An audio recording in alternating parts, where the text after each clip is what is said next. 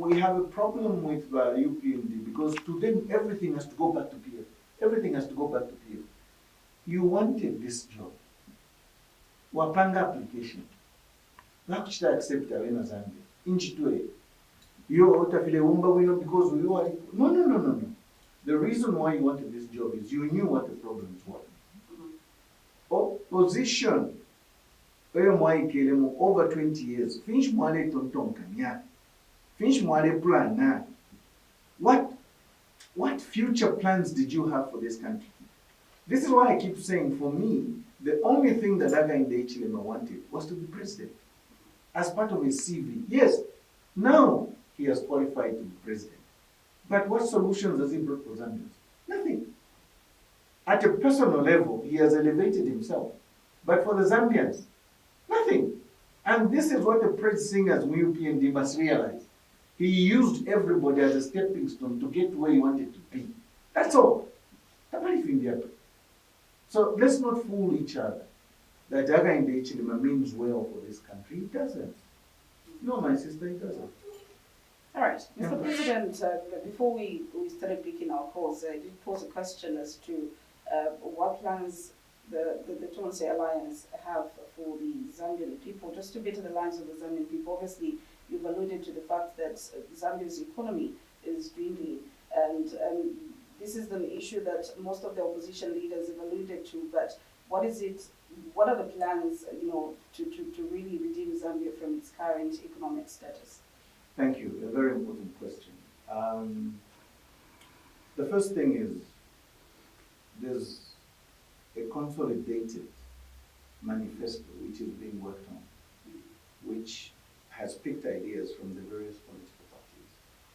The various experiences that the political parties have been put down on paper, being discussed and polished, and that will be announced to the Zambians. So there's a manifesto.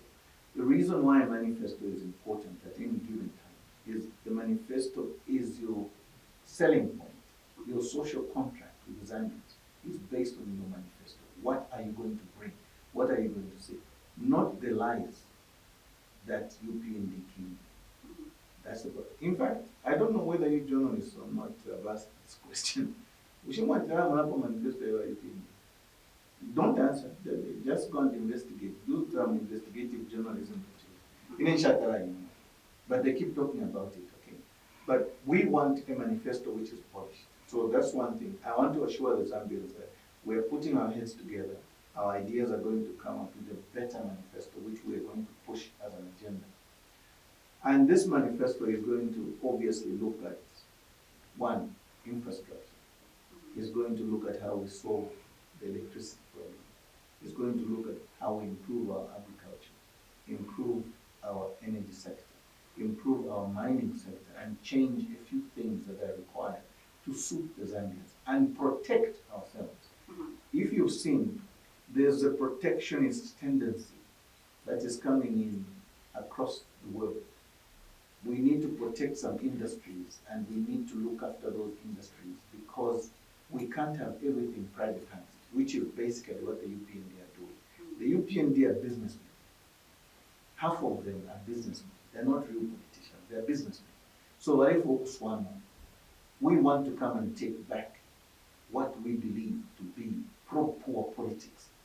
For the poor, to look after Avalanda, Chula, and that's what I'm promising the Zambians. And with the experience that the PF has been through since they were in leadership before, that is going to have an improved vision. Because you can't keep doing the wrong things all the time. One of the greatest weaknesses that the UPND suffered was they were never, ever with experienced people. Most of the UPND ministers didn't have the experience. Most of the people that were appointed, just to show that, not to attack or something. Yeah. And this is a problem you find with most of the people. You find the president rushing to Mungushi Conference Center when he goes in his usual lectures.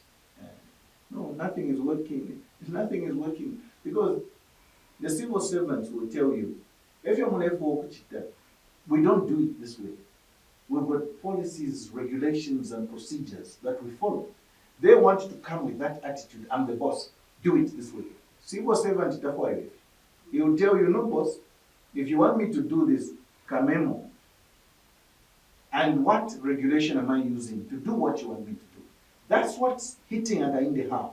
Because it's come with the mentality, I want to bulldoze, I want things to work. Tafia Wombe, if you don't follow the procedure, if you do not respect the civil service, because the civil servants don't want to do anything wrong. They've been running systems, and those systems are stuck, because that's how government rolls. Now, if you don't appreciate that, and you don't understand that, as a politician, you're going to fail. So it's not so much that civil servants don't want to work. They're being asked to do the wrong things. They're resisting. Secondly, you don't come because people are refusing and they're telling you, do the right thing, do this, use that regulation, use that thing. Oh, this one doesn't want to work with me. Mfunyeni po. Tuwike po, umbi. No, even the juniors will come and say, boss, but the reason why is because of Akaka regulation. So even the new guy now is stuck. So why did you remove the other guy? So this is about just discrimination, segregation. I'm sorry to say, sometimes giving the perception of tribalism.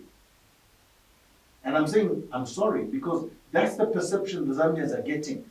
That people are being removed out of office simply because they are resisting and because they come from a certain area. It's not because they come from a certain area. They want to follow the procedures, the regulations, the systems.